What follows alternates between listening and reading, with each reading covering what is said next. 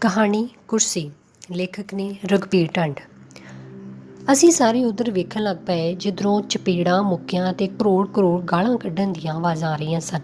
ਜਦੋਂ ਇਹ ਆਵਾਜ਼ਾਂ ਸਕੂਲ ਦੀ ਹੱਦ ਅੰਦਰ ਦਾਖਲ ਹੋਣ ਲੱਗੀਆਂ ਤਾਂ ਮੇਰੇ ਦੋਸਤ ਹੈਡਮਾਸਟਰ ਬਲਬੀਰ ਨੇ ਲਲਕਾਰਾ ਮਾਰਿਆ, ਖਬਰਦਾਰ ਜੇ ਹੁਣ ਹੱਥ ਲਾਇਆ ਤਾਂ। ਪਰ ਲਲਕਾਰਾ ਜ਼ਰਾ ਕੁ ਅਸਰ ਤੋਂ ਬਾਅਦ ਬੇਅਸਰ ਹੋ ਗਿਆ। ਬਲਬੀਰ ਨੇ ਜਾ ਕੇ ਉਹਦਾ ਗੁੱਟ ਫੜ ਝਟਕਾ ਮਾਰਿਆ। ਕੰਜਰ ਦਿਆ ਅਮਲੀਆ, ਕੁਛ ਹੋਸ਼ ਕਰ, ਜੇ ਜਵਾਕ ਮਰ ਗਿਆ ਤਾਂ। ਅਮਲੀ ਮੇਰੀ ਕੁਰਸੀ ਕੋਲ ਖਲੋਤੀ ਨਿੰਮ ਨਾਲ ਜਾ ਲੱਗਿਆ। ਬਲਬੀਰ ਨੇ ਮੁੰਡੇ ਦੇ ਰੋਡੇ ਸਿਰ 'ਤੇ ਹੱਥ ਫੇਰਿਆ।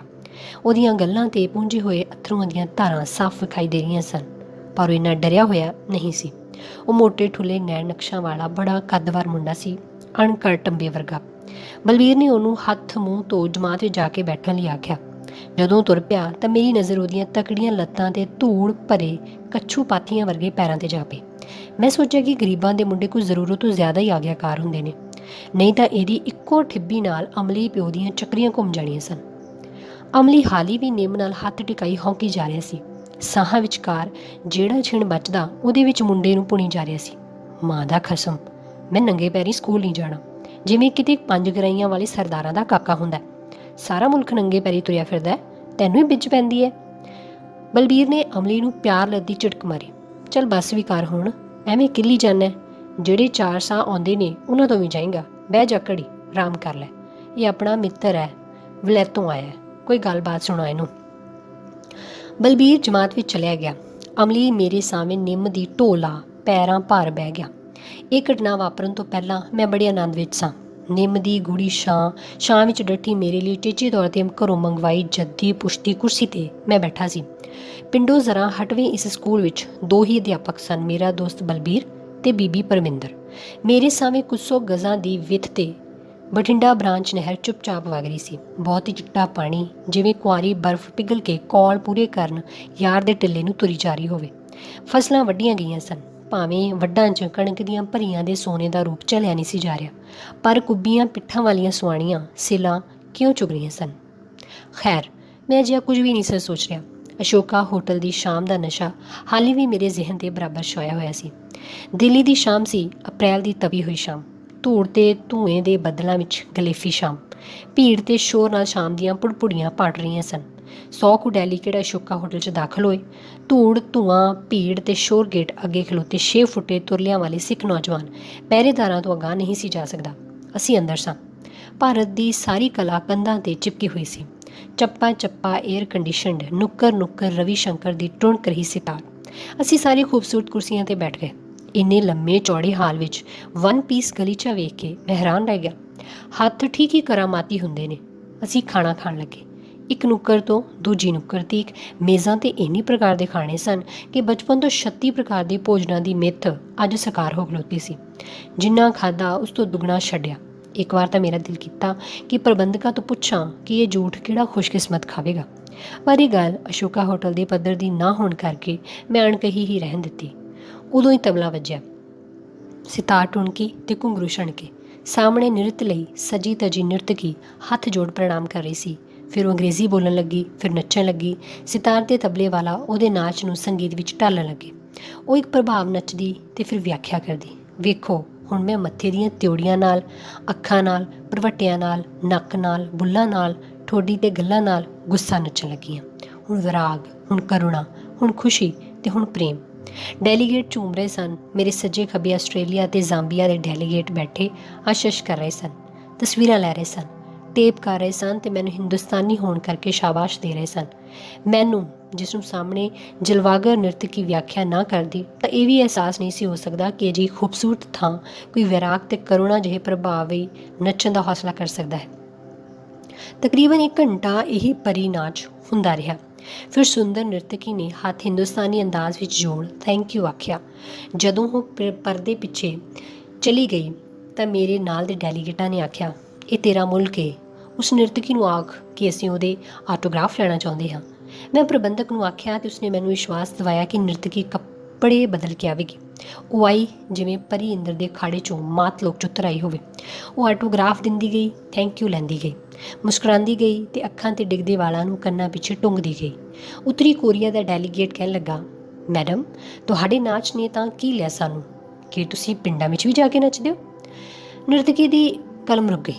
ਉਹਨੇ ਤਰਾਸ਼ੇ ਪ੍ਰਵੱਟੇ ਉਤਾਂਹ ਚੁੱਕੇ ਤੇ ਸੁੰਗੜੀ ਜਿਹੀ ਮੁਸਕਾਨ ਨਾਲ ਬੋਲੀ, ਸਰ, ਨ੍ਰਿਤ ਸਭ्य ਲੋਕਾਂ ਲਈ ਕੀਤਾ ਜਾਂਦਾ ਹੈ। ਮੈਨੂੰ ਹੋਰ ਡੈਲੀਗੇਟਾਂ ਦਾ ਤਾਂ ਪਤਾ ਨਹੀਂ। ਅਸ਼ੋਕਾ ਹੋਟਲ ਵਾਲੀ ਨ੍ਰਿਤਕੀ ਮੇਰੇ ਦਿਲ ਦਿਮਾਗ 'ਤੇ ਛਾਈ ਰਹੀ। ਕੱਲ੍ਹ ਦਿੱਲੀਓਂ ਪੰਜਾਬ ਆਉਂਦਿਆਂ ਵੀ ਅਤੇ ਅੱਜ ਸਕੂਲ ਵਿੱਚ ਨਿੰਮ ਦੀ ਛਾਂ ਹੇਠ ਸ਼ਾਹਾਨਾ ਕੁਰਸੀ 'ਤੇ ਬੈਠਿਆਂ ਵੀ ਮੇਰੀ ਲਿਵ ਉੱਧਰ ਹੀ ਲੱਗੀ ਰਹੀ। ਮੇਰੇ ਸਾਹਮਣੇ ਨਹਿਰ ਦਾ ਚਾਂਦੀ ਰੰਗਾ ਪਾਣੀ ਕੰਢਿਆਂ 'ਤੇ ਝਾਲ ਫਿਰਦਾ ਵਹਿ ਰਿਹਾ ਸੀ ਅਤੇ ਮੈਨੂੰ ਜਾਪਦਾ ਸੀ ਜਿਵੇਂ ਅਸ਼ੋਕਾ ਹੋਟਲ ਵਾਲਾ ਨ੍ਰਿਤਕੀ ਪਾਣੀ 'ਤੇ ਨੱਚ ਰਹੀ ਹੋਵੇ ਅਤੇ ਉਹਦੇ ਕ੍ਰੋਧਿਤ ਨਾਚ ਨਾਲ ਪਾਣੀ ਉਬਲ ਪਿਆ ਹੋਵੇ ਅਤੇ ਫਿਰ ਉਹਨੇ ਆਪਣੇ ਘੁੰਗਰੂ ਇੰਨੀ ਸ਼ਾਂਤ ਅਦਾ ਵਿੱਚ ਛਣਕਾਏ ਹੋਣ ਕਿ ਖਵਾਜਾ ਪੀਰ ਇੱਕਦਮ ਠੰਡੇ ਸੀਤ ਹੋ ਗਏ। ਮੈਨੂੰ ਅਪਸਰਾ ਹੋਰਾਂ ਸੁਆਣੀਆਂ ਨਾਲ ਸਿਲਾ ਚੁੱਕਦੀ ਵੀ ਨਜ਼ਰ ਆਉਂਦੀ।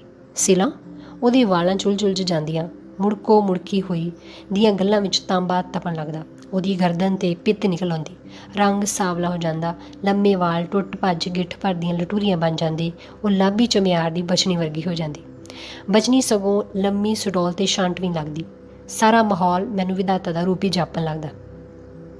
ਉਸਦੀ ਅਜਿਹੀ ਹਾਲਤ ਵੇਖ ਮੈਨੂੰ ਉਹਦੇ 'ਤੇ ਬੜਾ ਤਰਸ ਆਇਆ। ਮੈਂ ਫੌਰਨ ਉਸਨੂੰ ਅਸ਼ੋਕਾ ਹੋਟਲ ਲੈ ਗਿਆ। ਮੁੜ ਅਸ਼ੋਕਾ ਹੋਟਲ, ਮੁੜ ਉਹੀ ਨਾਚ, ਮੁੜ ਸੱਭਿਅ ਤਬਕੇ ਵੱਲੋਂ ਮਰਹਬਾ। ਪਰ ਕੰਬਖਤ ਅਮਲੀ ਦਾਲ ਵਿੱਚ ਰੋੜ ਵਾਂਗ ਖੜਕ ਗਿਆ। ਮੈਂ ਅਮਲੀ ਵੱਲ ਬੜੇ ਗੌਰ ਨਾਲ ਵੇਖਿਆ। ਉਹਦੀਆਂ ਅੱਖਾਂ ਬੜੀਆਂ ਮੋਟੀਆਂ ਅਤੇ ਲਾਲ ਸਨ। ਉਂਝ ਅੱਖਾਂ ਵਿੱਚ ਜਾਨ ਦੀ ਥਾਂ ਉਦਾਸੀ ਸੀ। ਗਲ ਪਾਏ ਕੱਪੜੇ ਕੱਸੇ ਹੋਏ ਸਨ, ਉਂਝ ਸਨ ਸਾਫ਼।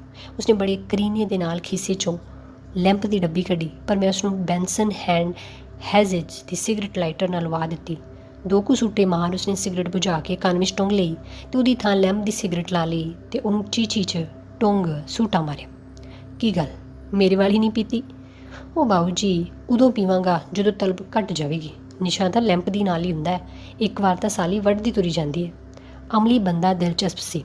ਨਾਂ ਕੀ ਹੈ ਤੇਰਾ? ਜੀ ਨਾਂ ਤਾਂ ਅਰਜਨ ਹੈ, ਪਰ ਸੱਦਦੇ ਸਾਰੇ ਅਰਜੂ ਅਰਜੂ ਕਰਕੇ ਨੇ। ਕੰਮ ਕੀ ਕਰਦਾ ਹੈ? ਅਮਲੀ ਨੇ ਚੁਟਕੀ ਮਾਰ ਭਰਵਾਂ ਕਸ਼ ਖਿੱਚਿਆ, ਬੋਲਿਆ, ਜੀ ਜਵਾਨੀ ਵੇਲੇ ਲਗੋਜੇ ਵਜਾਉਂਦਾ ਹੁੰਦਾ ਸੀ। ਹੁਣ ਸਰੀਰ ਨਸ਼ਿਆਂ ਨੇ ਗਾਲ ਸੁੱਟਿਆ। ਫੇਫੜਿਆਂ 'ਚ ਪਹਿਲਾਂ ਵਰਗੀ ਲਚਕ ਨਹੀਂ ਰਹੀ। ਸਾਹ ਵਿਚਾਲਿਓਂ ਹੀ ਟੁੱਟ ਜਾਂਦਾ। ਮੇਰੀ ਦਿਲਚਸਪੀ ਵੱਧ ਗਈ। ਪੁੱਛਿਆ, ਉਦੋਂ ਕਿਹੋ ਜਿਹੀ ਵਜਾਉਂਦਾ ਸੀ? ਉਹਦੀ ਸਿਗਰਟ ਮੁੱਕ ਗਈ ਸੀ। ਕੰਨ 'ਚੋਂ ਕੱਢ ਮੇਰੇ ਵਾਲੀ ਲਾਂਦਿਆਂ ਬੋਲਿਆ, ਉਦੋਂ ਤਾਂ ਜੀ ਇੱਕ ਵਾਰ ਗੱਲਾਂ ਕਰਾ ਦਿੰਦਾ ਸੀ। ਫਿਰ ਹੌਕਾ ਲੈ ਕੇ ਬੋਲਿਆ, ਪਰ ਬਾਊ ਜੀ, ਸਮੇਂ ਸਮੇਂ ਸਮਰੱਥ। ਉਹੀ ਅਰਜਨ ਦੇ ਬਾਣ ਸਨ, ਉਹੀ ਅਰਜਨ ਦੇ ਹੱਥ। ਹੁਣ ਫਿਰ ਲਾਂਘਾ ਕਿਵੇਂ ਲੰਘਦਾ? ਅਮਲੀ ਨੇ ਆਖਰੀ ਸੂਟਾ ਖਿੱਚ ਵਗਾਹ ਮਾਰਿਆ। ਬਸ ਐਵੇਂ ਧੰਦ ਪਿੱਟਦਿਆਂ ਘਰ ਵਾਲੀ ਤੇ ਕੁੜੀ ਸਿਲਾਂ ਸੁਲਾਂ ਚੁਗ ਲਿਆਉਂਦੀਆਂ ਨੇ, ਜਾਂ ਕੱਖ ਕੰਡਾ ਆਪ ਕੋਈ ਡੰਗਰ ਪਸ਼ੂ ਪਾਲ ਲਈਦਾ, ਜਾਂ ਦਿਹਾੜੀ ਦਫਾ ਕਰ ਲਈਦਾ। ਪਰ ਹੁਣ ਸਾਲੇ ਭਈਆਂ ਦਾ ਬੇੜਾ ਬਹਿ ਗਿਆ। ਆਪਣੇ ਬੰਦੇ ਨੂੰ ਤਾਂ ਦਿਹਾੜੀ ਹੁਣ ਮਿਲਦੀ ਹੀ ਨਹੀਂ। ਜੀ ਕੀਤਾ ਅਮਲੀ ਨੂੰ ਪ੍ਰੋਲੋਤਾਰੀ ਕੌਮਾਂਤਰੀਵਾਦ ਦਾ ਸਬਕ ਚਾਰਾਂ, ਪਰ ਮੈਂ ਇਸ ਕਾਬਲ ਵੀ ਸਾਂ। ਅਸ਼ੋਕਾ ਹੋਟਲ 'ਚੋਂ ਨ੍ਰਿਤਕੀ ਦੇ ਘੁੰਗਰੂਆਂ ਦੀ ਛਣਕਾਰ ਸੁਣ ਕੇ ਆਏ ਬੰਦੇ ਲਈ ਸਿਧਾਂਤ ਚਾਰਨ ਦਾ ਗੁਰ ਆਉਣਾ ਕੋਈ ਔਖਾ ਕੰਮ ਨਹੀਂ ਹੁੰਦਾ। ਫਿਰ ਸੋਚਿਆ ਕਿ ਅਮਲੀ ਨੂੰ ਆਥਣੇ ਭੁੱਖ ਲੱਗੇਗੀ, ਮੁੰਡਾ ਜੁੱਤੀ ਮੰਗੇਗਾ ਅਤੇ ਜੀ ਹਾਲਤ ਵਿੱਚ ਅਮਲੀ ਤੋਂ ਪ੍ਰੋਲੋਤਾਰੀ ਕੌਮਾਂਤਰੀਵਾਦ ਹਜ਼ਮ ਨਹੀਂ ਹੋਣਾ। ਸੋਚਦਿਆਂ ਮੈਂ ਇੰਗਲੈਂਡ ਪੁੱਜ ਗਿਆ। ਅਸੀਂ ਸਾਰੇ ਆਵਾਸੀ ਭਈਏ ਬਣ ਗਏ ਅਤੇ ਅੰਗਰੇਜ਼ ਮਜ਼ਦੂਰ ਅਰਜਨ ਅਮਲੀ। ਅੰਦਰੋਂ ਤਾਂ ਕੋਈ ਫਰਕ ਨਹੀਂ ਸੀ, ਸਿਰਫ ਸਾਲੇ ਭਈਏ ਦੀ ਥਾਂ ਬਲੈਕ ਬਾਸਟਰਡ ਹੋ ਨਿਬੜੇ ਸਾਂ। ਬਾਊ ਜੀ ਕਿਤੇ ਦੂਰ ਚਲੇ ਗਏ ਜਾਪਦੇ ਹੋ। ਪਤਾ ਨਹੀਂ ਕਿੰਨੀ ਦੇਰ ਦੀ ਉਡੀਕ ਤੋਂ ਬਾਅਦ ਅਮਲੀ ਨੇ ਮੈਨੂੰ ਬੁਲਾ ਕੇ ਜਗਾਇਆ। ਨਹੀਂ, ਮੈਂ ਤਾਂ ਤੇਰੇ ਮੁੰਡੇ ਬਾਰੇ ਸੋਚ ਰਿਹਾ ਸਾਂ। ਪੜ੍ਹਾ ਕੇ ਕੀ ਬਣਾਏਗਾ ਇਹਨੂੰ? ਅਮਲੀ ਬੋਲਿਆ, ਬਾਊ ਜੀ, ਇਹ ਕਿਹੜਾ ਆਪਣੇ ਵੱਸ ਹੈ। ਜੇ ਇਹਦੀ ਕਿਸਮਤ 'ਚ ਹੋ ਬਣਿਆ ਹੀ ਪਿਆ, ਪਰ ਜੇ ਮੇਰੀ ਵਾਹ ਚੱਲੀ ਤਾਂ 2 ਕੰਮ ਨਹੀਂ ਇਹਨੂੰ ਕਰਨ ਦੇਣੇ। ਇੱਕ ਤਾਂ ਪੁਲਿਸ 'ਚ ਭਰਤੀ ਨਹੀਂ ਹੋਣ ਦੇਣਾ ਅਤੇ ਦੂਜਾ ਇਹਨੂੰ ਗਾਉਣ ਵਾਲਿਆਂ ਨਾਲ ਨਹੀਂ ਰਲਣ ਦੇਣਾ। ਕਿਉਂ? ਇਹੀ ਤਾਂ 2 ਪੇਸ਼ੇ ਨੇ ਇੱਜ਼ਤ ਮਾਣ ਵਾਲੇ, ਲੋਕਾਂ ਦੀ ਸੇਵਾ ਵਾਲੇ। ਫਿਕਰਾ ਮੇਰਾ ਮਸਾਂ ਹੀ ਪੂਰਾ ਹੋਇਆ ਕਿ ਅਮਲੀ ਦੀਆਂ ਅੱਖਾਂ 'ਚ ਲਾਲ ਡੋਰੇ ਉੱਭਰ ਆਏ, ਜਿਵੇਂ ਕਿਸੇ ਨੇ ਅਭਿਮਨਿਊ ਦਾ ਸਿਰ ਧੜ ਨਾਲੋਂ ਅੱਡ ਕਰ ਦਿੱਤਾ ਹੋਵੇ। ਸਿਰਾਂ ਚੁਗਣ ਵਾਲੀਆਂ ਸੁਆਣੀਆਂ ਦੇ ਐਨ ਕੋਲੋਂ ਇੱਕ ਕਹਿਰ ਦਾ ਵਰੋਲਾ ਉੱਠਿਆ ਅਤੇ ਸਭ ਕੁਝ ਗੂੰਜਦਾ ਨਹਿਰ ਵੱਲ ਨੱਸ ਤੁਰਿਆ, ਪਰ ਕੰਢਿਆਂ 'ਤੇ ਪੁੱਜ ਖਿੰਡ ਬਣ ਗਿਆ ਅਤੇ ਅਮਲੀ ਕੁੜੱਤਨ ਥੁੱਕਣ ਲੱਗ ਪਿਆ। ਕੁੜੱਤਨ ਜਿਹੜੀ ਸ਼ਾਇਦ ਉਹਨੇ ਮੇਰੇ ਲਈ ਸਾਂਭ ਕੇ ਰੱਖੀ ਹੋਈ ਸੀ। ਬਾਊ ਜੀ, ਸ਼ਾਇਦ ਤੁਸੀਂ ਸਾਡੀ ਦੁਨੀਆ 'ਚ ਨਹੀਂ ਰਹਿੰਦੇ। ਰਾਕਸ਼ਸਾਂ 'ਚ ਸ਼ਾਇਦ ਕਿਤੇ ਨਾ ਕਿਤੇ ਤਰਸ ਦਾ ਭੋਰਾ ਹੋਊ, ਪਰ ਪੁਲਿਸ 'ਚ ਨਹੀਂ। ਅਸੀਂ ਸੁਣੀ ਨਹੀਂ ਹੰਡਾਈ ਹੈ। ਇਹ ਮਾਸਟਰ ਨਾ ਬਲਬੀਰਾ, ਇਹਦੇ ਘਰਾਂ 'ਚੋਂ ਹੀ ਸੀ ਮੁੰਡਾ ਹਰਭਜਨ। ਭਜੋ ਭਜੋ ਕਰਕੇ ਸੱਦਦੇ ਸਨ। ਪੁੱਜ ਕੇ ਸੋਹਣਾ ਅਤੇ 14 ਜਮਾਤਾਂ ਪਾਸ। ਇੰਨਾ ਨਰਮ, ਇੰਨਾ ਕੂੜਾ ਕਿ ਗੱਲ ਹੀ ਛੱਡ ਦਿਓ। ਮੈਨੂੰ ਵੀ ਚਾਚਾ ਕਹਿ ਕੇ ਬੁਲਾਉਂਦਾ ਸੀ। ਫਿਰ ਪਿੱਛੋਂ ਮਿਲਾਂ ਅਤੇ ਮੇਰੇ ਗੋਡੀ ਹੱਥ ਲਾਉਂਦਾ। ਲੋਕ ਤਾਂ ਐਵੇਂ ਗੱਲਾਂ ਕਰਦੇ ਨੇ, ਉਹ ਕਰਕੇ ਵਿਖਾਉਂਦਾ ਸੀ। ਵਿਆਹ ਕਰਾਇਆ ਅਤੇ ਕੋਈ ਜਨ ਨਹੀਂ ਲੈ ਕੇ ਗਿਆ। ਇਕੱਲਾ ਗਿਆ ਅਤੇ ਬਹੂ ਨੂੰ 3 ਕੱਪੜਿਆਂ ਵਿੱਚ ਸਕੂਟਰ 'ਤੇ ਬਿਠਾ ਕੇ ਲੈ ਆਇਆ ਅਤੇ ਬਹੂ ਵੀ ਪੁੱਜ ਕੇ ਸ਼ੈਲ ਸਵੇਰੇ ਉੱਠ ਕੇ ਨਾਂ ਲੈਣ ਵਾਲੀ ਸਚਿਆਰੀ। ਫਿਰ ਮੈਂ ਉਹਨੂੰ ਟੋਕਿਆ। ਮੈਨੂੰ ਅਮਲੀਆਂ ਬਾਰੇ ਪਤਾ ਸੀ, ਜਿੱਧਰ ਨੂੰ ਤੁਰ ਪੈਣ ਤੁਰ ਹੀ ਜਾਂਦੇ ਨੇ।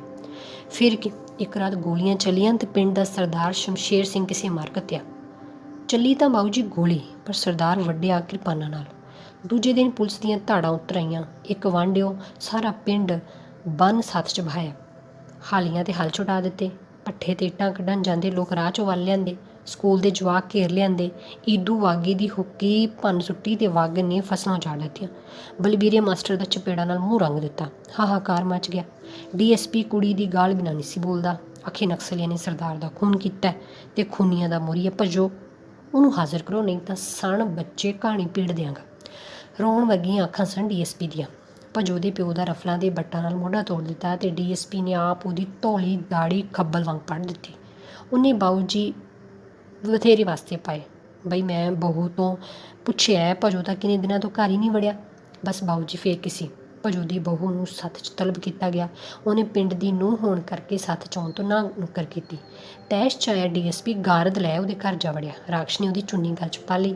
ਇਹੋ ਜਿਹੀਆਂ ਗਾਲਾਂ ਤੇ ਗੰਦ ਬਕਿਆ ਕਿ ਦੱਸਦਿਆਂ ਜੀਭ ਨੂੰ ਤੰਦੂਆ ਪੈ ਜਾਵੇ। ਫਿਰ ਬਹੂ ਦਾ ਗਲਮਾ ਫੜ ਲੰਗਾਰ ਕਰ ਦਿੱਤਾ ਤੇ ਫਿਰ ਜੋੜ ਕੇ ਰਫਲ ਦਾ ਬੱਟ ਉਹਦੀ ਛਾਤੀ 'ਤੇ ਮਾਰਿਆ।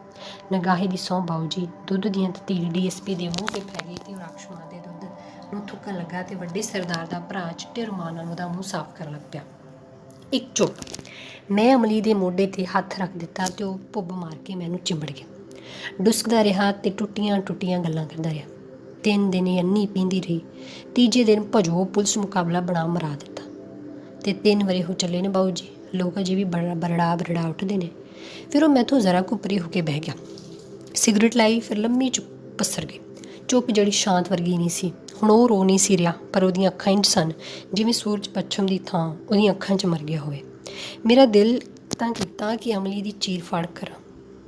ਤੂੰ ਤਾਂ ਅਰਜਨ ਸੀ। ਦ੍ਰੋਪਦੀ ਦੇ ਚੀਰ ਹਰਨ ਸਮੇਂ ਤੇਰੇ ਗੰਢੀਵ ਧਨੋਸ਼ਨੀਆਂ ਗੜਾਈ ਕਿਉਂ ਨਾ ਲਈ? ਨਾਲੇ ਇਹ ਵੀ ਪੁੱਛਾਂ ਕਿ ਤੇਰੇ ਪਿੰਡ 'ਚ ਬਸ ਇੱਕ ਭਜੋ ਹੀ ਬਾਸ ਸੀ, ਬਾਕੀ ਸਾਰੀਆਂ ਚਿੜੀਆਂ ਹੀ ਸਨ। ਉਹਨਾਂ ਨੂੰ ਬਾਸ ਕਿਉਂ ਨਹੀਂ ਬਣਾਇਆ? ਪਰ ਅਮਲੀ ਤਾਂ ਬਿਲਕੁਲ ਬੁੱਝ ਗਿਆ ਸੀ। ਮੈਂ ਗੱਲ ਦਾ ਰੁੱਖ ਹੀ ਬਦਲ ਦਿੱਤਾ। ਪਰ ਤੂੰ ਆਪਣੇ ਮੁੰਡੇ ਨੂੰ ਗਾਉਣਾ ਵਜਾਉਣਾ ਕਿਉਂ ਨਹੀਂ ਸਿਖਾਉਣਾ? ਪਰ ਉਹ ਐਕਸਕਿਊਜ਼ ਮੀ ਆਖਣ ਤੋਂ ਬਿਨਾਂ ਨਲਕੇ ਵੱਲ ਤੁਰ ਪਿਆ। ਮੇਰੀਆਂ ਨਜ਼ਰਾਂ ਉਹਦੇ ਪਿੱਛੇ ਉਹਨੇ ਕੁਰਲੀ ਕੀਤੀ ਅੱਖਾਂ 'ਤੇ ਛਿੱਟੇ ਮਾਰੇ, ਪਾਣੀ ਦੇ 2-4 ਬੁੱਕ ਪੀਤੇ ਤੇ ਪਰਤਾਇਆ। ਖੀਸੇ 'ਚੋਂ ਡੱਬੀ ਕੱਢ ਜ਼ਰਦੇ ਦੀ ਚੂੰਡੀ ਮੂੰਹ 'ਚ ਟਿਕਾਈ। ਬੋਲਿਆ ਸਾਲਾ ਕਾਲਜਾ ਜਿਹਾ ਮਚਣ ਲੱਗ ਪਿਆ ਸੀ। ਕੀ ਪਿਆ ਗਾਉਣ ਵਜਾਉਣ 'ਚ ਬਾਊ ਜੀ? ਮੈਂ ਸਾਰੀ ਉਮਰ ਲਾ ਦਿੱਤੀ, ਨਾਲੇ ਮੇਰੇ ਪਿਓ ਨੇ, ਪਰ ਖੱਟਿਆ ਕੀ? ਆ ਭੁੱਖ ਨੰਗ ਸਰੀਰ ਨੂੰ ਨਸ਼ੇ ਵਾਧੂ ਦੇ ਲਾ ਲੈ। ਅੱਜ ਹੀ ਵੇਖ ਲਵੋ, ਮੁੰਡਾ ਜੁੱਤੀ ਵਾਸਤੇ ਕਈ ਦਿਨਾਂ ਤੋਂ ਰਿਹਾੜ ਕਰਦਾ ਸੀ। ਮੈਨੂੰ ਕਿਤੇ ਪਤਾ ਨਹੀਂ ਬਈ ਉਹਦੇ ਪੈਰ ਜਲਦੇ ਨੇ, ਪਰ ਲੈ ਕੇ ਕਿੱਥੋਂ ਦੇਵਾਂ? ਇੱਥੇ ਤਾਂ 2 ਡੰਗ ਦੀ ਰੋਟੀ ਦਾ ਵੀ ਫਿਕਰ ਹੈ। ਉਹਦੀਆਂ ਅੱਖਾਂ ਮੁੜ ਲਾਲ ਹੋ ਗਈਆਂ ਤੇ ਉਹਨੇ ਖੇਤਾਂ ਵਿੱਚ ਸੋਨੇ ਵਾਂਗ ਡਲਕਦੀਆਂ ਕਣਕ ਦੀਆਂ ਭਰੀਆਂ ਵੱਲ ਨਜ਼ਰ ਮਾਰ ਰੱਖਿਆ। ਉਹ ਵੇਖ ਲਵੋ ਕਿੰਨਾ ਅੰਨ ਪਿਆ, ਪਰ ਮੈਂ ਉਹ ਡੂਢੀ 'ਤੇ ਲੈ ਕੇ ਖਾਣਾ। ਇਹੀ ਹਾਲ ਮੇਰੇ ਬਾਪ ਦਾ ਸੀ। ਤੁਸੀਂ ਪਾਖਰ ਸਰੰਗੀ ਵਾਲੇ ਦਾ ਨਾਂ ਤਾਂ ਸੁਣਿਆ ਹੀ ਹੋਣਾ। ਮੇਰਾ ਪਿਓ ਸੀ ਉਹ, ਸਾਰੇ ਦੇਸ਼ 'ਚ ਮਸ਼ਹੂਰ। ਮੈਂ ਕਿਹਦਾ ਪਾਣੀ ਹਾਰਾਂ। ਟਿੱਕੀ ਹੋਈ ਚਾਨਣੀ ਰਾਤ ਤੇ ਜਦੋਂ ਸਰੰਗੀ ਵਜਾਉਂਦਾ ਹੁੰਦਾ ਸੀ, ਡਾਢੀ ਵਾਲੀ ਆਣ ਹੈ, ਚੰਦ ਅਸਮਾਨ 'ਚ ਤੁਰਨੋਂ ਹਟ ਜਾਂਦਾ ਸੀ। ਖਬਰ ਨਹੀਂ ਉਹਨੂੰ ਕਿਹੜਾ ਦਰਦ ਸੀ। ਝਾਂਜਰ ਵਾਂਗ ਸਰੰਗੀ ਦੇ ਗਜ਼ਾਂ ਦੇ ਘੁੰਗਰੂ ਛਣਕਦੇ ਤੇ ਸਰੰਗੀ ਐਂ ਵੱਜਦੀ ਜਿਵੇਂ ਕੋਈ ਰੋ ਰਿਹਾ ਹੋਵੇ ਤੇ ਉਹ ਆਪ ਰੋਣ ਲੱਗ ਪੈਂਦਾ। ਫਿਰ ਕਈ ਵਾਰ ਜਗੜੇ ਦੀ ਕੋਠੀ ਵਾਲੇ ਅੰਬਾਂ ਦੇ ਦਰਖਤਾਂ 'ਚੋਂ ਮੋਰ ਬੋਲਣ ਲੱਗ ਪੈਂਦੇ। ਮੈਂ ਪੁੱਛਦਾ, ਬਾਪੂ ਬੱਦਲ ਤਾਂ ਘੋਰਿਆ ਨਹੀਂ, ਮੋਰ ਕਿਉਂ ਬੋਲਦੇ ਨੇ? ਬਾਪੂ ਆਖਦਾ, ਮੇਰੀ ਸਰੰਗੀ 'ਤੇ ਮੈਲ ਹੋ ਜਾਂਦੇ ਨੇ। ਬੇਬੇ ਖਿਜੀ ਰਹਿੰਦੀ, ਤੇਰੇ ਪਿਓ ਦਾ ਦਿਮਾਗ ਹਿੱਲ ਗਿਆ। ਬਾਪੂ ਦਾ ਇੱਕ ਗੁਰੂ ਭਾਈ ਹੁੰਦਾ ਸੀ, ਹਰਾਏ ਕੋਟੀਆ ਵਲੈਤੀ, ਬੜਾ ਮੋਹ ਕਰਦਾ ਸੀ ਮੈਨੂੰ।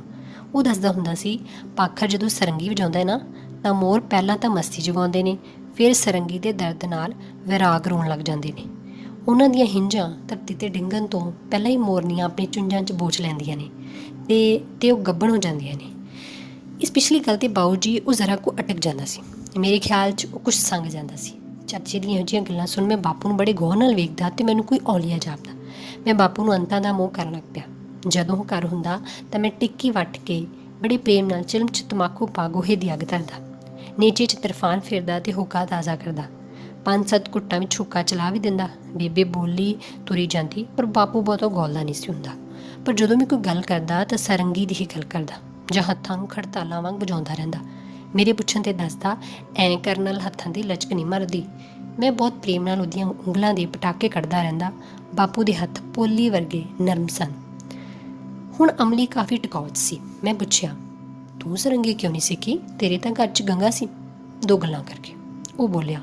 ਇੱਕ ਤਾਂ ਮੁੱਢ ਤੋਂ ਹੀ ਮੇਰਾ ਮਤਾ ਕੁਛ ਇਹੋ ਜਿਹਾ ਸੀ ਕਿ ਗੱਲ ਮੇਰੇ ਸਿਰ ਨੂੰ ਪਿੱਛੋਂ ਚੜ੍ਹਦੀ ਸੀ, ਪਹਿਲਾਂ ਦਿਲ 'ਤੇ ਲੜ ਜਾਂਦੀ ਸੀ। ਬੜਾ ਕਮਜ਼ੋਰ ਦਿਲ ਸਾਂ ਮੈਂ, ਬਹੁਤੀ ਛੋਟੀ ਰੋ ਪੈਂਦਾ ਸੀ। ਸਰੰਗੀ ਬੀਨ ਵਰਗੀ ਚੀਜ਼ ਹੈ ਬਾਊ ਜੀ, ਸਿੱਧੀ ਦਿਲ 'ਚ ਲੈ ਜਾਂਦੀ ਹੈ। ਮੈਂ ਮੁੱਢ 'ਚ ਸਰੰਗੀ ਦੀ ਹੀ ਪਾਉਣੀ ਕੀਤੀ ਸੀ, ਪਰ ਗੱਲ ਨਹੀਂ ਸੀ ਬਣੀ। ਬਾਪੂ ਕਹਿੰਦਾ ਤਾਂ ਕੁਛ ਨਹੀਂ ਸੀ, ਬਸ ਉਦਾਸ ਹੋ ਜਾਂਦਾ ਸੀ। ਦੂਜੀ ਗੱਲ ਇਹ ਹੋਈ ਕਿ ਇੱਕ ਵਾਰ ਪੂਰਨਮਾਸ਼ੀ ਵਾਲੀ ਰਾਤ ਬਾਪੂ ਵਿਹੜੇ 'ਚ ਸਰੰਗੀ ਵਜਾਉਣ ਲੱਗ ਪਿਆ। ਉਹ ਇੰਨਾ ਮਸਤ ਹੋ ਗਿਆ ਕਿ ਉਹਦੀ ਪੱਗ ਦਾ ਲੜ ਖੁੱਲ੍ਹ ਕੇ ਗਲ 'ਚ ਪੈ ਗਿਆ। ਉਹ ਰੁਕਿਆ ਨਾ, ਬਸ ਗਰਦਨ ਦਾ ਝਟਕਾ ਮਾਰ ਪੱਗ ਪਰਾਂ ਵਗਾਹ ਮਾਰੀ, ਪੂਰਾ ਚੰਦ ਬਦਲੀ ਹੇਠ ਜਾ ਵੜਿਆ। ਉਦੋਂ ਤੋਂ ਮੁੰਡਿਆਂ ਨੇ ਬੇਲੀ ਜੋੜ ਲਈ। ਪਾਖਰ ਜਦੋਂ ਸਰੰਗੀ ਵਜਾਉਣ ਲੱਗਿਆ, ਬਦਲੀ ਦੇ ਹੇਠ ਚੰਦ ਆਉਣ ਲੱਗਿਆ। ਬਾਪੂ ਹੋਰ ਵੀ ਮਸਤੀ ਨਾਲ ਵਜਾਉਂਦਾ ਰਿਹਾ। ਚੰਦ ਦਾ ਫੇਰ ਦੀਦਾਰ ਹੋਇਆ, ਪਰ ਭਾਣਾ ਕਰਤਾਦਾ ਕਿਧਰੋਂ ਸੱਪ ਨਿਕਲ ਬਾਪੂ ਮੂਹਰੇ ਮੇਲਣ ਲੱਗ ਪਿਆ। ਡਰਦੇ ਮਾਰੇ ਮੈਂ ਸੁੰਨ ਹੋ ਗਿਆ, ਮੂੰਹ ਸੁੱਕ ਗਿਆ ਮੇਰਾ, ਤੇ ਮੈਂ 10 ਪੈਰ ਪਰਾਂ ਜਾ ਖਲੋਤਾ। ਬੇਬੇ ਨੇ ਹਾਲ ਦਵਾਈ ਪਾ ਦਿੱਤੀ ਤੇ ਡਾਂਗ ਕੱਢ ਲਿਆਈ ਅੰਦਰ। ਬਾਪੂ ਨੇ ਚੀਕ ਮਾਰ ਕੇ ਬੇਬੇ ਨੂੰ ਕੰਧ ਨਾਲ ਲਾਤਾ। ਫਿਰ ਸੱਪ ਆਪ ਹੀ ਕਿਧਰ ਚਲਾ ਗਿਆ। ਮੈਂ ਸਾਰੀ ਰਾਤ ਕੰਬਦਾ ਰਿਹਾ, 1-2 ਵਾਰ ਉਬੜਵਾਏ ਉੱਠਿਆ ਵੀ। ਬਾਪੂ ਨੇ ਮੈਨੂੰ ਨਾਲ ਲਾ ਲਿਆ। ਸਵੇਰੇ ਉੱਠ ਕੇ ਕਹਿਣ ਲੱਗਿਆ, ਅਰਜੂ, ਸਰੰਗੀ ਤੇਰੇ ਵੱਸ ਦਾ ਰੋਗ ਨਹੀਂ, ਨਗੋਜ਼ੇ ਸਿੱਖੀ ਤੂੰ। ਮੇਰੇ ਅੰਦਰੋਂ ਸੱਪ ਦਾ ਡਰ ਕੱਢਣ ਵਾਸਤੇ ਬਾਪੂ ਛਪਾਰ ਦੇ ਮੇਲੇ ਨੂੰ 3 ਦਿਨ ਮਿੱਟੀ ਕਢਾਉਣ ਮੈਨੂੰ ਗੁੱਗੇ ਦੀ ਮਾੜੀ ਲੈ ਕੇ ਜਾਂਦਾ ਰਿਹਾ। ਫਿਰ ਸੱਪਾਂ ਦਾ ਡਰ ਨਿਕਲਿਆ ਕਿ ਨਹੀਂ, ਮੈਂ ਪੁੱਛਿਆ। ਉਮਰ ਨਾਲ ਸੱਪਾਂ ਦਾ ਡਰ ਤਾਂ ਹਟ ਗਿਆ, ਪਰ ਪੁਲਿਸ ਤੇ ਸਰਦਾਰਾਂ ਦਾ ਪੈ ਗਿਆ। ਕਿਸੇ ਦੀ ਧੀ ਭੈਣ ਦੀ ਸ਼ਰਮ ਨਹੀਂ, ਬੰਦੇ ਤਾਂ ਜਿਵੇਂ ਕੀੜੇ ਮਕੌੜੇ ਨਹੀਂ ਨਵਾਜ਼ਦੇ। ਸੂਰਜ ਹੋਰ ਉੱਚਾ ਹੋ ਗਿਆ ਸੀ, ਨਿੰਮ ਦੀ ਛਾਂ ਨੇ ਪਾਸਾ ਪਰਤ ਲਿਆ ਸੀ। ਅਮਲੀ ਨੇ ਮੇਰੀ ਕੁਰਸੀ ਘਸੀਟ ਕੇ ਛਾਵੇਂ ਕਰ ਦਿੱਤੀ ਤੇ ਆਪ ਨਿੰਮ ਨਾਲ ਢੋਲਾ ਬਹਿ ਗਿਆ। ਤੇਰੇ ਬਾਪੂ ਵੇਲੇ ਤਾਂ ਤੁਹਾਡਾ ਲੰਘਾ ਚੰਗਾ ਲੱਗਦਾ ਹੋਵੇਗਾ। ਉਦੋਂ ਸਮੇਂ ਚੰਗੇ ਸੀ ਬਾਊ ਜੀ। ਮੇਲਿਆਂ ਤੇ ਇਕੱਠਾਂ ਤੇ ਉਖਾੜੇ ਲਾਉਂਦੇ, ਵਾਹਵਾ ਇਕੱਠ ਜੁੜ ਜਾਂਦਾ ਸੀ। ਪਿੰਡ 'ਚ ਲੋਕਾਂ ਨੂੰ ਬਹੁਤ ਸ਼ੌਂਕ ਸੀ। ਬਾਪੂ ਬਹੁਤਾ ਬਾਹਰ ਹੀ ਰਹਿੰਦਾ ਸੀ, ਲਾਂਘਾ ਲੰਘ ਜਾਂਦਾ ਸੀ, ਪਰ ਚੱਲਦੀ ਦਾ ਨਾਂ ਗੱਡੀ ਹੈ ਬਾਊ ਜੀ। ਬਾਪੂ ਦੀ ਬਿਮਾਰੀ ਵੇਲੇ ਪੁੱਜ ਕੇ ਤੰਗੀ ਕੱਟੀ। ਮੈਂ ਸਰੰਗੀ ਵੀ ਵੇਚਣ ਚਲਿਆ ਗਿਆ। ਸਰੰਗੀ? ਕਿਹਨੂੰ? ਮੈਨੂੰ ਬੜਾ ਧੱਕਾ ਲੱਗਾ। ਡਾਕਟਰ ਕੋਲ। ਜਦੋਂ ਬਾਪੂ ਦਾ ਸਾਹ ਖਰਾਬ ਹੁੰਦਾ ਸੀ, ਉਦੋਂ ਉਹ ਲੰਮੀ ਸਾਰੀ ਚਿੱਟੀ ਸਿਗਰਟ ਪੀਂਦਾ ਹੁੰਦਾ ਸੀ। ਮੈਂ ਡਾਕਟਰ ਦੇ ਪੈਰੀਂ ਪੈ ਗਿਆ, ਪਰ ਉਹ ਸੂਰ ਦਾ ਹੱਡ ਸੀ ਪੂਰਾ। ਠੋਕਰ ਮਾਰ ਕੇ ਸਰੰਗੀ ਦੀ ਕੀਲੀ ਭੰਨ ਦਿੱਤੀ। ਕਹਿਣ ਲੱਗਾ, ਸਰੰਗੀ ਲੈ ਕੇ ਆਇਆ? ਮੈਂ ਮਰਾਸੀ ਹਾਂ। ਮੈਂ ਉਨੀ ਪੈਰੀ ਟੁੱਟੀ ਸਰੰਗੀ ਲੈ ਕੇ ਮੁੜਿਆ ਤਾਂ ਮੰਡੀਓਂ ਨਿਕਲਦੀ ਨੂੰ ਹੀ ਮਿੱਟੂ ਚਮਿਆਰ ਮਿਲ ਪਿਆ। ਉਹ ਸਾਰੀ ਦਿਹਾੜੀ ਘਾਹ ਖੁੱਦ ਕੇ ਆਥਣੇ ਮੰਡੀ ਵੇਚਣ ਨੂੰ ਜਾਂਦਾ ਹੁੰਦਾ ਸੀ। ਮੇਰੀ ਗੱਲ ਸੁਣ ਕੇ ਉਹਨੇ ਵੱਟੇ 12 ਦੇ 12 ਹੰਨੇ ਮੈਨੂੰ ਫੜਾ ਦਿੱਤੇ। ਸੁਰਗ 'ਚ ਵਾਸਾ ਹੋਵੇ ਉਹਦਾ। ਪਰ ਬਾਊ ਜੀ, ਬਾਪੂ ਨੂੰ ਅਧਰੰਗ ਹੋ ਗਿਆ। ਬਹੁਤ ਔਖਾ ਮਰਿਆ ਬਾਪੂ। ਜਿਹੜੇ ਹੱਥ ਨਾਲ ਉਹ ਧਰਤੀ ਅਸਮਾਨ ਗੁਜਾ ਦਿੰਦਾ ਸੀ, ਉਹ ਹੱਥ ਮੱਖੀ ਵੀ ਮੂੰਹ ਤੋਂ ਨਹੀਂ ਸੀ ਉਡਾ ਸਕਦਾ। ਬਹੁਤ ਔਖਾ ਮਰਿਆ ਬਾਪੂ। ਅਮਲੀ ਭੁੱਬ ਮਾਰ ਕੇ ਰੋ ਪਿਆ। ਫਿਰ ਪਰਨੇ ਨਾਲ ਅੱਖਾਂ ਪੂੰਝਦਾ ਨਲਕੇ ਵੱਲ ਤੁਰ ਪਿਆ। ਮੇਰੀਆਂ ਨਜ਼ਰਾਂ ਉਹਦੇ ਪਿੱਛੇ ਪਿੱਛੇ ਗਈਆਂ। ਜਾਪਿਆ ਜਿਵੇਂ ਅਰਜਨ ਅਮਲੀ ਨਹੀਂ, ਪਾਖਰ ਦਾ ਅੱਧਾ ਪਾਸਾ ਤੁਰਿਆ ਜਾ ਰਿਹਾ ਹੋਵੇ। ਦੂਰ ਖੇਤਾਂ ਵਿੱਚ ਕਣਕ ਦੀਆਂ ਭਰੀਆਂ ਦਾ ਤਾਂਬਾ ਦਹਿਕ ਰਿਹਾ ਸੀ। ਸਿਲਾਂ ਚੁਗਣ ਵਾਲੀਆਂ ਇੰਝ ਭੜਕ ਰਹੀਆਂ ਸਨ ਜਿਵੇਂ ਮਾਰੂਥਲ ਵਿੱਚ ਪਾਣੀ ਦੀ ਤਲਾਸ਼ ਵਿੱਚ ਕਾਲੀਆਂ ਲੋਥਾਂ ਤਰਲੋਂ ਮੱਛੀ ਹੋ ਰਹੀਆਂ ਹੋਣ। ਤਪਦੇ ਸੂਰਜ ਦੇ ਹੱਥ ਨਾਲੋਂ ਫੁੱਲ ਝੜੀਆਂ ਵਰਗੇ ਤਾਰੇ ਟੁੱਟ ਟੁੱਟ ਉਹਨਾਂ ਲੋਕਾਂ ਨੂੰ ਬਿਨਾਂ ਛੂਹਿਆਂ ਇੰਝ ਤਰਲੋਂ ਮੱਛੀ ਹੋ ਰਹੇ ਸਨ, ਜਿਵੇਂ ਘੁੰਮਦਿਆਂ ਵੀ ਘੁੰਮ ਨਾ ਰਹੇ ਹੋਣ, ਜਿਵੇਂ ਚਾਨਣ 'ਚ ਵੀ ਚਾਨਣ ਨਾ ਹੋਵੇ।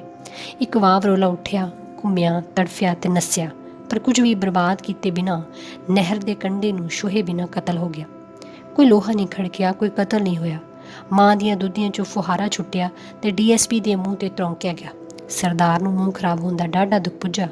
ਉਸਨੇ ਚਿੱਟੇ ਰੁਮਾਲ ਨਾਲ ਮੂੰਹ ਪੂੰਝ DSP ਦਾ ਮੂੰਹ ਪਲੀਤ ਹੋਣ ਤੋਂ ਬਚਾ ਲਿਆ। ਕਿਸੇ ਨੇ ਚੁੱਕਿਆ ਹੋਵੇਗਾ ਰੁਮਾਲ, ਕੋਈ ਵਾਵ ਰੋਲਾ ਉਹਨੂੰ ਉਡਾ ਕਿਸੇ ਵਾੜ 'ਤੇ ਫਸਾ ਦੇਵੇਗਾ। ਫਿਰ ਕੋਈ ਸੱਪ ਉਹਦੇ ਦੁੱਧ ਦੀ ਖੁਸ਼ਬੂ ਚੱਟ ਲਵੇਗਾ ਤੇ ਨਸ਼ਾਇਆ ਹੋਇਆ ਪਾਖਰ ਦੀ ਸਰੰਗੀ ਮੂਹਰੇ ਨੱਚਣ ਲੱਗ ਪਵੇਗਾ। ਪਾਖਰ ਦੀ ਸਰੰਗੀ ਵੱਜਦੀ ਰਹੇਗੀ। ਪੂਰਨਮਾਸ਼ੀ ਦਾ ਚੰਦ ਬਦਲੀ ਹੇਠ ਜਾ ਲੁਕੇਗਾ।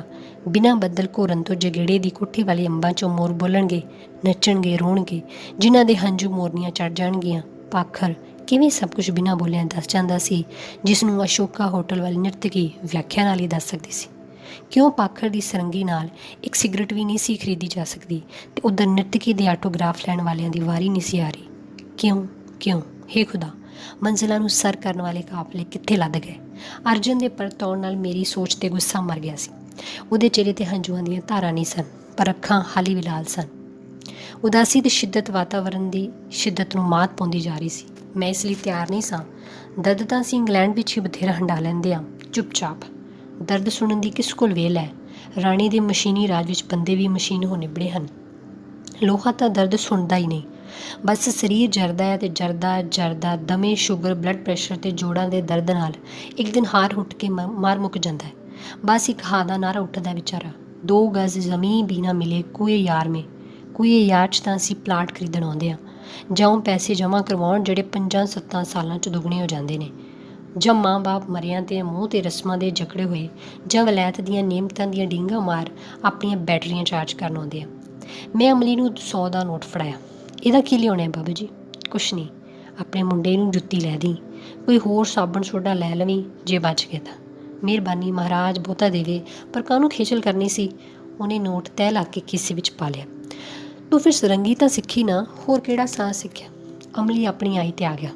ਬਾਪੂ ਨੇ ਆਖਿਆ, ਅਰਜਣਾ ਨਗੋਜੇ ਵਜਾ, ਦਿਲ ਦੀਆਂ ਗੱਲਾਂ ਨਗੋਜਿਆਂ ਥਾਣੀ ਸੁਣਾ। ਸਰਸਵਤੀ ਦੇਵੀ ਤੋਂ ਸੰਗਤ ਵਿੱਦਿਆ ਦੀ ਦਾਤ ਮੰਗ, ਤੇ ਪੁੱਤਰਾ ਕੋਟਲੇ ਵਾਲੇ ਸ਼ਫੀ ਦੇ ਪੈਰਾਂ ਤੇ ਪੱਗ ਰੁਪਈਆ ਰੱਖਦੇ ਜਾ ਕੇ।